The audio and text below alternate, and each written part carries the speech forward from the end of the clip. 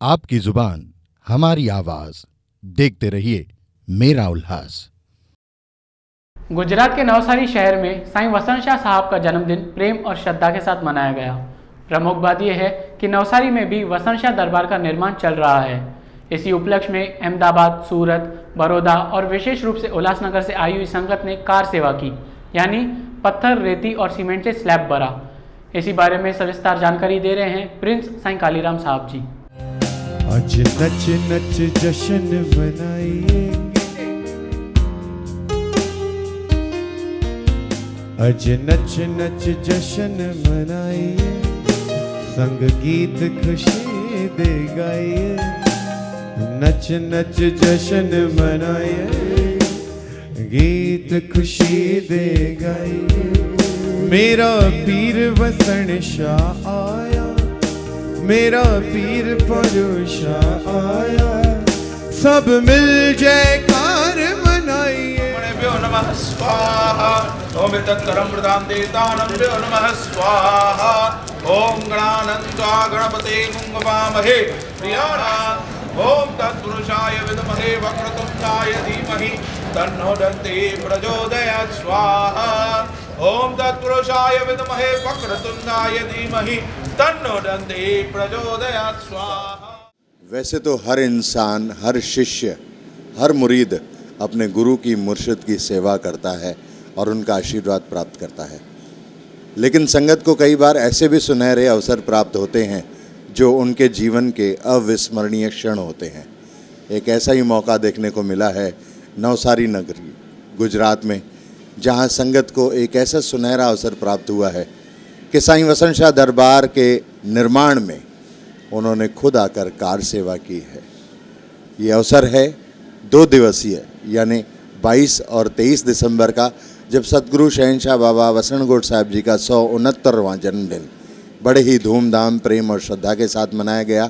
और 23 तारीख को यहाँ पर हवन, पूजा और विधिवत आराधना के बाद साईं वसंत शाह दरबार के निर्माण के कार सेवा का आयोजन हुआ।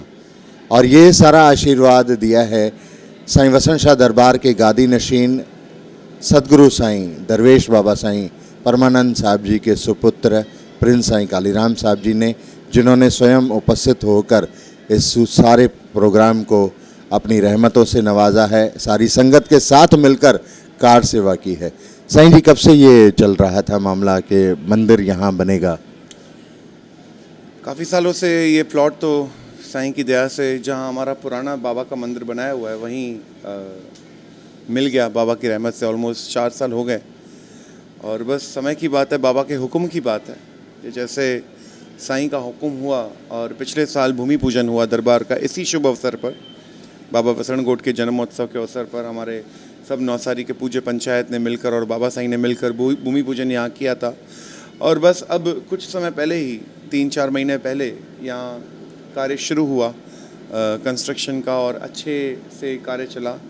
और इस वक्त आज कल रात को बाबा साईं वसंत गोड का तारीख 22 दिसंबर को साईं वसंत गोड जी का 169वां जन्मोत्सव मनाया गया। और उसी उपलक्ष्य में स्लैब की फिलिंग भी थी आज, और वो सब संगत उल्लासनगर, नवसारी, सूरत, बड़ौदा, अहमदाबाद की सारी संगत ने मिल करके आज कार सेवा की है यहाँ पर।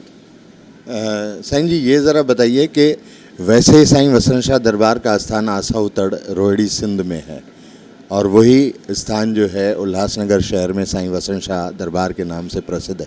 तो ऐसी कितनी दरबारें हैं पूरे हमारे हिंदुस्तान में?